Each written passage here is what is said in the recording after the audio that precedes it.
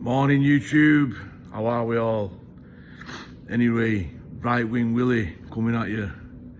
Seen that video there about the security guard at McDonald's trying to move the homeless guy on, and the world's up in arms, and I can't be. I just can't be. I'm a security guard. Now, don't get me wrong. There are some fucking whoppers in this industry.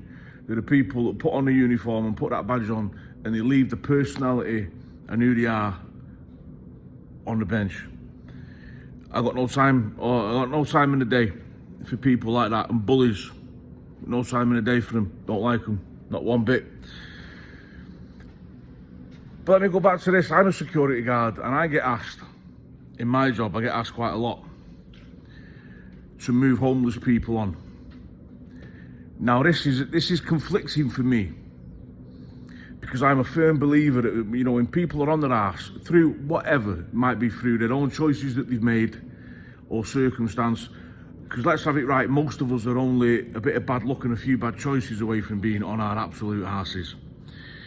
And I get asked a lot, could you move them on? Because people complain, people that go in shops and restaurants, they complain. You know, they don't want to see homeless people. Now that's nothing to do with me, people complaining, but when my employer asks me to do a thing, I might not agree. But I signed the contract, so I'm going to do what the employer wants me to do. Now when I approach anybody, and anybody that's ever met me will tell you, I don't come with disrespects to nobody. I approach people, whenever I meet people, you have my respects, first and foremost. Unless you're two things, or if you're a grass and a nonce, you'll get no time or respect from me. But when I meet people for the first time, whatever situation I'm in, whatever circumstances you're in, you get my respect. Now, what you do with my respect will determine how we proceed. If you reciprocate, there's not a lot we can't work out with a conversation. But there's a lot of times where I work, there's a lot of homeless. And you can work things out with some people. You know, I would rather go to somebody and say, listen mate, I've got you a coffee and some scran. I'm sorry, I need you to go. People are moaning at me, giving me arse ache. I need you to just pick yourself up, pick your gear up, and just wander off for a couple of hours or whatever. Do you know what I mean? I'd rather come with an approach and on a human level and try and help and show that I care. But at the same time, I've got a job to do. I've got mouths to feed. And you know, I'm not thick northerner that's only got so many ways I can do it.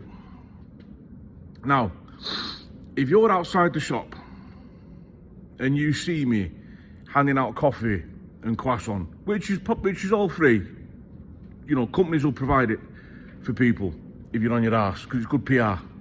Not that they give a shit, but it's good PR. It's free.